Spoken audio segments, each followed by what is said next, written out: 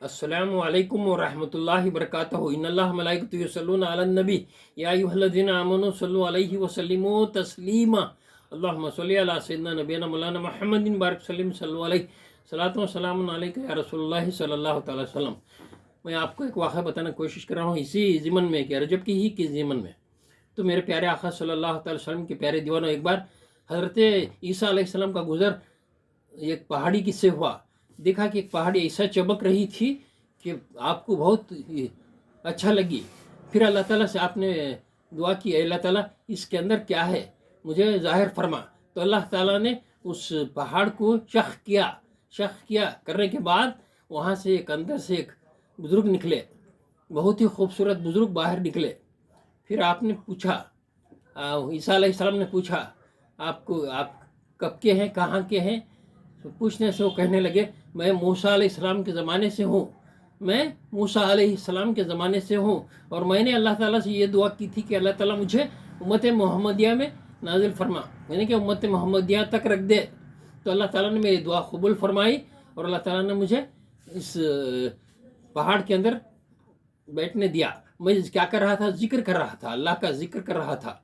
तो मेरे प्यारे आका सल्लल्लाहु अलैहि वसल्लम के प्यारे दीवान यहाँ पर सुनिए ज़रा कि फिर उन्होंने बोला कि मैं 600 साल से जिक्र कर रहा हूँ। तो अल्लाह के उस ईसा अलैहिस्सलाम ने अल्लाह ताला से फरमाया, अल्लाह ताला हमारे तो इतने उम्र नहीं हैं, कैसे होगा कि 600 साल से जिक्र कर रहे हैं? तो फरमाया कि अल्लाह ताला ने फरमाने लगा, मैं मेरे आखिरी नबी सल्लल्लाहु ताला अलैहि वसल्लम की उम्मत में से एक ऐसी दिन, यानी कि ऐसी नेकी रखूँगा इसके अंदर इस 600 साल के उम्मत के जब से जो कर रहा है इबादत, उसका स्वाब मिलेगा। तो फरमाना है अल्लाह ताला ने, जो रजब के अंदर एक रोज़ा रखता है, मैं उसे उसको रोज़े का स्वाब इस 600 साल के इबादत का स्वाब अता फरमाऊँगा।